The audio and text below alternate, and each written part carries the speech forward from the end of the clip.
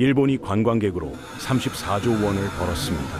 하지만 같은 기간 유튜브와 넷플릭스 쓰느라 33조 원이 미국으로 빠져나갔죠. 벌자마자 날린 겁니다. 더 충격적인 건 10년 전에는 2조엔이었던 이 적자가 지금은 7조엔에 육박한다는 겁니다. 3배 넘게 뛰었어요.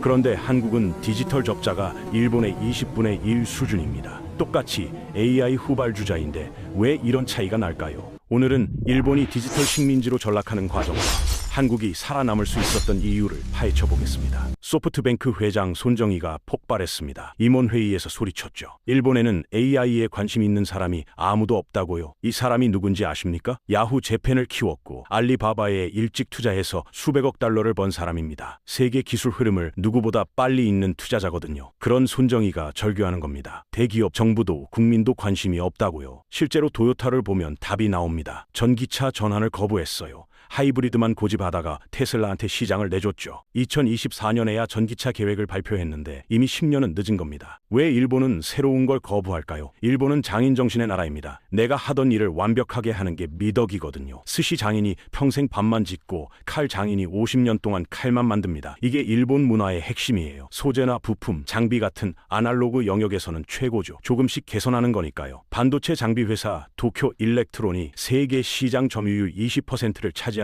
이유입니다. 캐논도 있고 니콘도 있어요. 이런 분야에서는 여전히 강합니다. 하지만 AI는 완전히 다릅니다. 기존 걸 버리고 새로 시작해야 하거든요. 제로에서 시작해야 하는 겁니다. 일본 DNA와 정반대예요. 그러니까 안 하는 겁니다. 못하는 게 아니라 안 하는 거죠. 더 치명적인 문제가 있습니다. 일본에는 데이터가 없어요. AI는 데이터를 먹고 자라는 건데 말이죠. 데이터가 많을수록 똑똑해집니다. 챗GPT가 왜 똑똑합니까? 인터넷에 있는 텍스트를 전부 학습했기 때문이에요. 수천억 개의 문장을 읽었거든요. 그래서 사람처럼 답할 수 있는 겁니다. 한국을 보십시오. 네이버가 있습니다. 1999년부터 시작해서 25년 넘게 데이터를 쌓아왔어요. 검색 기록, 블로그 글, 카페 게시글이 전부 쌓였죠. 카카오톡도 2010년부터 시작했습니다. 15년 동안 대화 패턴, 이모티콘 사용 패턴, 구매 기록이 쌓였어요. 이게 전부 AI 학습 데이터입니다. 네이버가 하이퍼글로벌을 만들 수 있었던 이유가 바로 이겁니다. 한국어 데이터가 엄청나게 많았기 때문이죠. 일본은요? 구글 씁니다. 유튜브 씁니다. 라인 씁니다. 잠깐, 라인은 일본 거 아니냐고요? 아닙니다. 라인은 한국 네이버가 만든 겁니다. 2011년 네이버 일본 법인이 개발했어요. 그래서 일본에서 성공한 거죠. 일본은 자국 플랫폼이 하나도 없습니다. 야후 재팬도 있긴 한데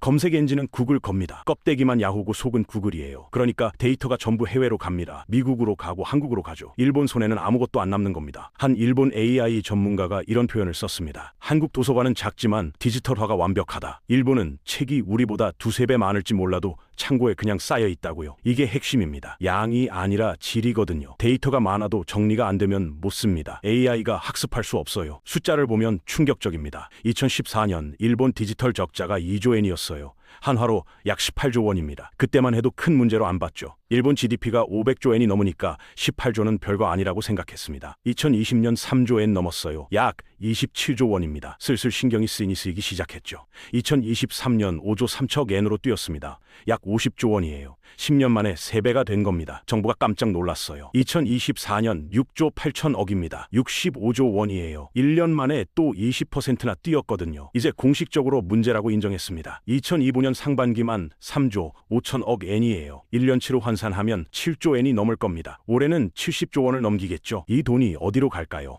유튜브 프리미엄 구독료 구글로 갑니다. 넷플릭스 구독료 미국으로 가요. 아마존 클라우드 사용료 미국으로 갑니다. 마이크로소프트 오피스 라이선스 미국으로 가죠. 어도비 포토샵 구독료 미국으로 갑니다. 전부 달러로 바뀌어서 미국으로 가는 겁니다. 일본 기업은 돈을 못 벌고 미국 기업만 돈을 법니다. 더 무서운 예측이 있습니다. 일본 경제연구소가 계산했어요. 30년 후 디지털 적자가 석유 수입액과 비슷해질 거라고요. 일본이 1년에 석유 사오는데 쓰는 돈이 얼마일까요? 약 15조 엔입니다. 하나로 150조 원이에요. 디지털 서비스 쓰는데 그만큼 쓴다는 겁니다. 석유는 대체 에너지가 나올 수 있어요. 태양광, 풍력, 원자력 말이죠. 근데 디지털은요? 대체제가 없습니다. 구글 안 쓰고 뭘 씁니까? 넷플릭스 안 보고 뭘 봅니까? 클라우드 안 쓰고 어떻게 일합니까? 에너지 식민지에서 디지털 식민지로 바뀌는 게 아닙니다. 에너지 식민지에 디지털 식민지가 추가되는 거예요. 그런데 한국은 다릅니다. 2024년 3분기까지 한국 디지털 적자가 22달러예요. 한화로 약 2조 9천억 원입니다. 일본의 65조와 비교하면 되죠. 인구 차이를 감안해도 이상합니다. 일본 인구가 1억 2,500만이고 한국이 5천만이에요. 2배 조금 넘습니다. 그럼 디지털 적자도 2~3배 정도 돼야 맞는데 30배 차이가 나요. 뭔가 구조적으로 다른 겁니다. 비결이 뭘까요? 삼성입니다. 삼성 스마트폰을 사면 구글 크롬이 기본으로 깔려 있어요. 유튜브가 기본으로 깔려 있죠. 구글 검색이 기본으로 설정돼 있습니다. 이게 왜 중요할까요? 미국 빅테크 기업들이 삼성한테 돈을 주거든요. 앱을 기본 세팅해준 대가로요. 이걸 트래픽 획득 비용이라고 합니다. TA 코스트, 줄여서 TAC라고 해요. 구글이 삼성한테 1년에 얼마를 줄까요? 정확한 금액은 공개 안 되는데 추정치가 있습니다. 연간 30억 달러에서 40억 달러예요. 한화로 4조 원에서 5조 원입니다. 일종의 플랫폼 사용료를 받는 겁니다. 삼성은 스마트폰을 팔고 구글은 사용자를 확보하고 삼성은 돈을 받죠. 윈윈입니다. 일본에는 이런 기업이 없어요. 소니가 스마트폰을 만들긴 하는데 점유율이 1%도 안 됩니다. 글로벌 시장에서는 거의 안 보여요. 돈을 받을 수가 없는 겁니다. 샤프도 있었고 파나소닉도 있었는데 전부 망했어요. 2000년대 일본 스마트폰 제조사들이 전멸했습니다. 갈라파고스 현상 때문이죠. 일본 내수 시장만 보다가 애플이랑 삼성한테 완전히 밀려났어요. K컬처도 있습니다. K-팝 한류 드라마 수출액이 2020년 8억 달러였어요. 하나로 약 9천억 원입니다. 2024년 22억 달러까지 늘었죠. 약 2조 5천억 원이에요. 4년 만에 3배가 된 겁니다. 오징어 게임 보셨습니까? 전 세계가 봤어요. 넷플릭스 역대 최고 시청 시간 기록을 세웠습니다. 더 글로리 보셨죠? 이것도 전 세계 1위했어요. 이상한 변호사, 우영우, 나의 해방일지 전부 글로벌 히트했습니다. 넷플릭스 구독료로 나가는 달러를 드라마 제작비로 받아서 메우는 거예요. 방탄소년단, 블랙핑크 음원 수익이 들어옵니다. 스포티파이에서, 애플 뮤직에서 돈이 들어와요. 일본은요, 애니메이션이 있긴 합니다. 귀멸의 칼날, 주술회전, 체인소맨 여전히 인기 있어요. 근데 요즘 트렌드를 못 따라갑니다. 젊은 세대는 한국 드라마를 더 보거든요. 스토리가 빠르고 영상미가 좋아요. 배우들이 잘생기고 예쁩니다. OST가 좋죠. 일본 애니는 옛날 느낌이라고 해요. 즉, 한국은 디지털 소비자이면서 동시에 공급자입니다. 돈을 쓰기도 하지만 벌기도 하죠. 일본은 그냥 소비자예요. 쓰기만 합니다. 이게 결정적 차이입니다. 일본 정부도 이제야 정신을 차렸어요. 2024년 들어서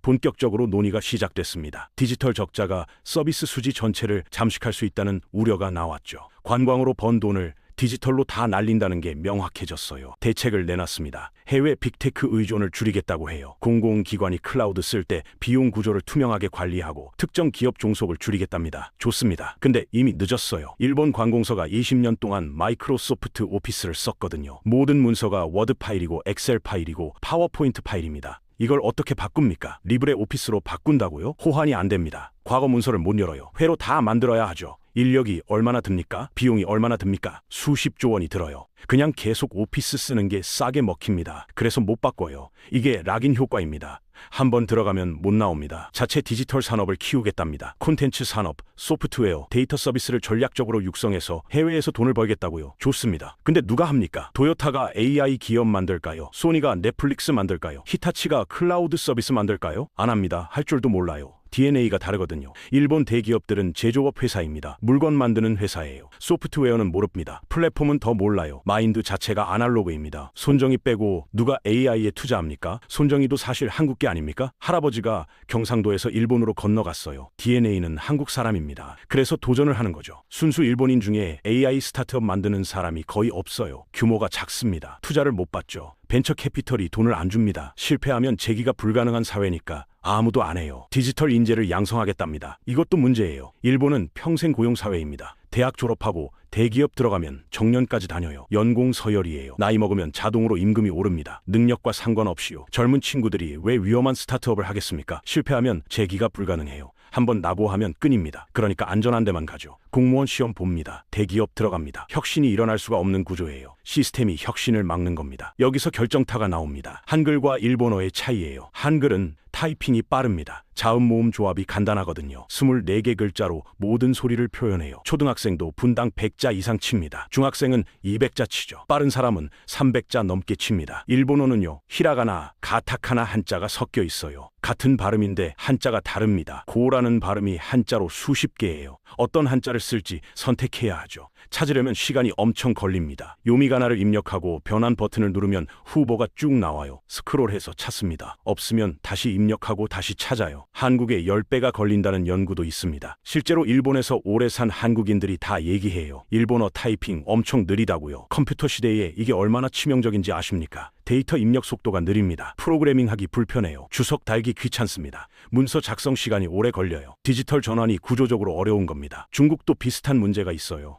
한자 쓰니까요. 근데 중국은 워낙 인구가 많고 정부가 강력하니까 막대한 투자로 극복합니다. 음성 인식 기술을 발전시키고 영상 인식을 발전시켜요. 돈으로 때리는 거죠. 일본은 그럴 의지도 자원도 없습니다. 정부 예산이 적자예요. 국가 부채가 GDP의 260%입니다. 돈이 없어요. 투자할 여력이 없습니다. 더 놀라운 현상이 있습니다. 이명찬 박사가 이런 말을 했어요. 도쿄대 경제학 박사이고 일본에서 30년 산 사람입니다. 유튜브 채널 한일역전TV 운영하죠. 일본 초중학교에서 한글 모르면 왕따 당합니다. 처음에는 농담인 줄 알았어요. 근데 팩트였습니다. 댓글이 달렸거든요. 제 손녀가 유치원에서 그런 게 하더라고요. 애들이 한글 쓴다고요. 지금 일본 10대 20대는 한국이 일본보다 낫다고 생각합니다. 세련되고 스마트하고 잘 산다고 믿어요. 왜일까요? K-팝 듣고 자랐습니다. 한국 드라마 보고 자랐어요. 한국 라면 먹고 자랐죠. 어렸을 때부터 한국 문화에 노출됐습니다. 자기 이름을 한글로 쓰려고 해요. 친구들끼리 카톡으로 한글 메시지 보냅니다. 노트에 한글로 낙서하죠. 이게 멋있다고 생각하는 겁니다. 한국 제품인 척하려고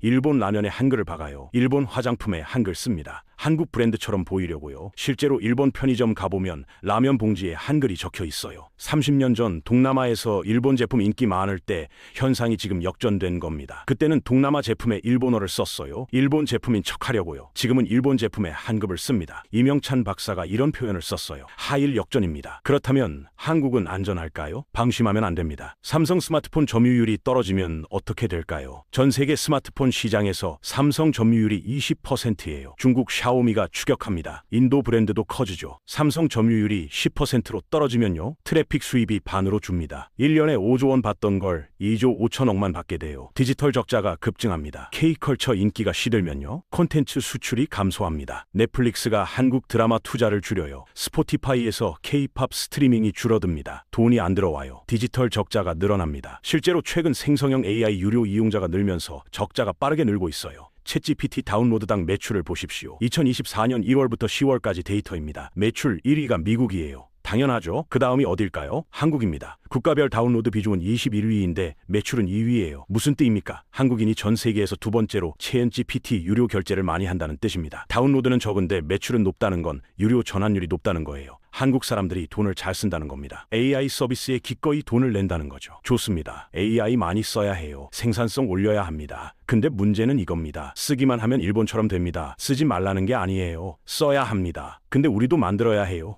소비만 하면 일본처럼 됩니다. 공급자도 돼야 합니다. 핵심은 뭘까요? B2B입니다. 한국이 잘하는 건 BC예요. 일반 소비자 상대하는 거죠. 드라마, 게임, 스마트폰 이건 잘합니다. 세계 최고 수준이에요. 부족한 게 B2B입니다. 기업 상대 소프트웨어, 산업용 AI, 데이터 서비스 이런 걸 해외에 팔아야 반복 수익이 생깁니다. 삼성 SDS가 있긴 해요. 클라우드 서비스입니다. 근데 글로벌 점유율이 1%도 안 돼요. 아마존 AWS가 30%입니다. 마이크로소프트 애저가 20%예요. 구글 클라우드가 10%입니다. 한국 기업은 보이지도 않아요. 네이버 클라우드가 있습니다. 국내에서는 써요. 근데 해외에서는 거의 안 씁니다. 베트남, 일본에 조금 진출했는데 규모가 작아요. 카카오도 마찬가지입니다. 국내 시장에 갇혀 있어요. 글로벌로 못 나갑니다. 여기에 투자해야 합니다. B2B 소프트웨어를 키워야 해요. 기업용 AI를 만들어야 합니다. 그래야 반복 수익이 생겨요. 구독료가 꾸준히 들어옵니다. 일본이 지금 한국을 벤치마킹합니다. 한국처럼 하겠답니다. 근데 구조가 안 받쳐줘요. 플랫폼도 없습니다. 젊은 인재도 없어요. 도전 문화도 없습니다. 실패를 용납 안 하는 사회예요. 한번 실패하면 재기가 불가능합니다. 그러니까 아무도 안 해요. 반면 한국은 있습니다. 네이버, 카카오가 있어요. 쿠팡, 배달 이민족이 있습니다. 토스, 카카오뱅크가 있죠. 스타트업이 넘칩니다. 실패해도 재기할 수 있는 문화가 생기고 있어요. 토스 창업자 이승건 대표 보십시오. 여러 번 실패했어요. 그래도 다시 일어났습니다. 지금 토스뱅크가 얼마나 큽니까? 쿠팡 창업자 김범석 의장도 그래요. 처음 사업 실패했습니다. 다시 시작했죠. 지금 쿠팡이 시가총액 50조가 넘어요. 한국에서는 가능합니다. 일본에서는 불가능해요. 이게 체입니다. 정리하겠습니다. 일본은 관광으로 34조 원을 벌었습니다. 하지만 디지털 적자로 33조 원을 날렸어요. 거의 제로섬입니다. 아니, 앞으로는 마이너스가 될 겁니다. 디지털 적자가 계속 늘어나니까요. 30년 후에는 석유 수입액만큼 디지털 서비스에 돈을 쓸 거예요. 150조 원입니다. 에너지 식민지의 디지털 식민지까지 됩니다. 한국은 디지털 적자가 일본의 20분의 1입니다. 삼성과 K컬처 덕분이에요. 하지만 방심하면 안 됩니다. CLAT, 진PT, 유료 결제 세계 2위예요. 쓰기만 하면 적자가 늘어납니다. 우리도 만들어야 해요. B2B 산업을 키워야 합니다. 플랫폼을 글로벌화해야 해요. 그래야 디지털 강국이 됩니다. 일본을 반면교사 삼아야 합니다. 플랫폼 없이는 못 살아요. 데이터 없이는 AI 못 만듭니다. 도전 문화 없이는 혁신 못해요. 디지털 식민지가 되느냐, 디지털 강국이 되느냐, 지금 우리가 하는 선택에 달려 있습니다. 10년 후 우리 모습은 오늘 우리가 무엇을 하느냐에 달려 있어요.